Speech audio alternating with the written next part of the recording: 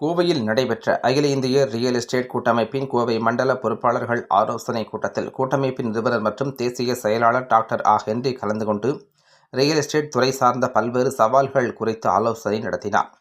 அகில இந்திய real estate கூட்டமைப்பின் கோவை மண்டல பொறுப்பாளர்கள் சிறப்பு ஆலோசனைக் கூட்டம் கோவை அவிநாசி சாலையில் உள்ள ஹோட்டல் அரங்கில் நடைபெற்றது. ஃபேரா கூட்டமைப்பின் தேசிய பொதுச் செயலாளர் நேருநகர் நந்து தலைமையில் நடைபெற்ற கூட்டத்தை தேசிய செயலாளர் செந்தில்குமார் ஒருங்கிணைத்தார். தேசிய செயற்குழு தலைவர் வினோத் சிங் ரத்தோர் அனைவரையும் வரவேற்று பேசினார். இக்கூட்டத்தில் ஃபேரா கூட்டமைப்பின் நிறுவனர் மற்றும் தேசிய தலைவர் டாக்டர் ஹென்றி கலந்து கொண்டு ரியல் எஸ்டேட் துறையில் தற்போது சந்தித்து வரும் சவால்கள் குறித்து மண்டல பொறுப்பாளர்கள் இடையே ஆலோசனை மேற்கொண்டார். முன்னதாக செய்தியாளர்களிடம் பேசிய அவர், பதிவுத்துறையில் பன்மடங்கு உயர்த்தப்பட்டிருக்கிற நிலங்களின் மீதான அரசு வழிகாட்டி மதிப்பு குறித்த வரைவு தற்போது பதிவுத்துறை இணையதளத்தில் மட்டும் பதிவேற்றம் செய்யப்பட்டுள்ளது. இது கிராமப்புறங்களில் இருக்கின்ற பொதுமக்கள் அறிந்து கொள்ள முடியாமல் மிகுந்த சிரமத்தை ஏற்படுத்துகிறது.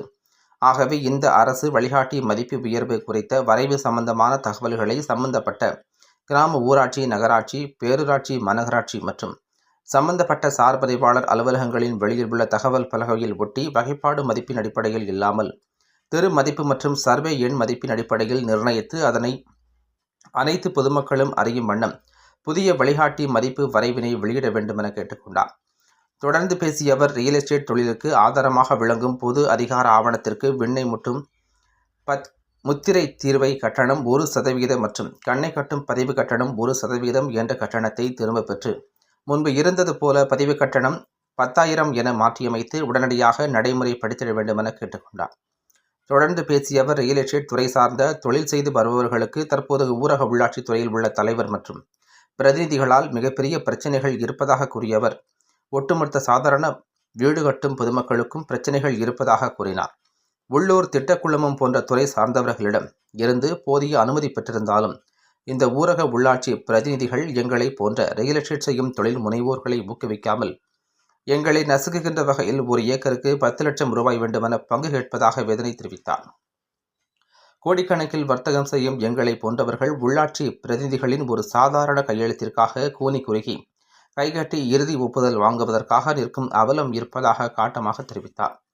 அனைத்து ஆவணங்களும் அரசு விதிகளின்படி சரியாக இருந்து தரச்சான்றிதழ் கொடுத்தாலும் இறுதி ஒப்புதல் தருவதற்கு ஊரக உள்ளாட்சி தலைவர்கள் இழுத்தடித்து பாடாய்படுத்துவதாக கூறியவர், இதனால் நிம்மதியாக தொழில் செய்ய முடிவதில்லை என வேதனையுடன் கூறினார்.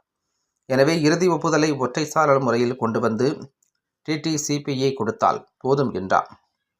பஞ்சாயத்து தலைவர்கள் துறை சார்ந்த பொறியாளர்களைப் போல பல்வேறு காரணங்களை கூறுவதாக தெரிவித்த அவர், எனவே தயவு செய்து இதை அரசு கவனத்தில் எடுத்து இறுதி ஒப்புதல் கூறி விண்ணப்பித்தால் 15 நாட்களுக்குள் கொடுத்த நடவடிக்கை எடுக்க வேண்டும் என கேட்டுக்கொண்டார்.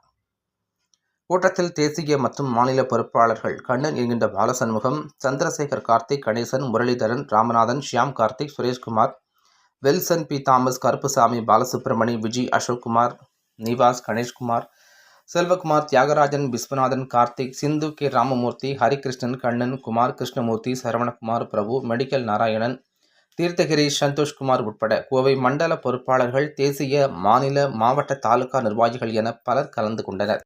தற்பொழுது தமிழ்நாடு பத்திரப்பதிவு துறையில் அரசு நிலங்களின் மீதான வழிகாட்டி மதிப்பு குறித்து பதிவுத்துறையினுடைய இணையதளத்தில் ஒரு வரைவினை பதிவேற்றம் செய்திருக்கிறார்கள்.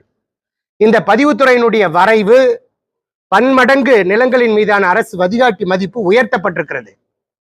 அதுவும் குறிப்பாக பொதுமக்கள் வசிக்கின்ற தெருவின் பெயரோ அல்லது அவர்கள் வாங்கி வைத்திருக்கிற நிலங்களுக்கான புலையன் சர்வே எண் அடிப்படையிலோ இந்த வழிகாட்டி மதிப்பு குறித்த வரைவு பதிவேற்றம் செய்யப்படவில்லை. பொதுவாக இந்த இணையதளம் சம்பந்தமாகவும் ஆன்லைன் சம்பந்தமாகவும் நகர்ப்புறங்களில் வசிக்கின்ற படித்த பெருமக்களுக்கு நன்கு தெரியும்.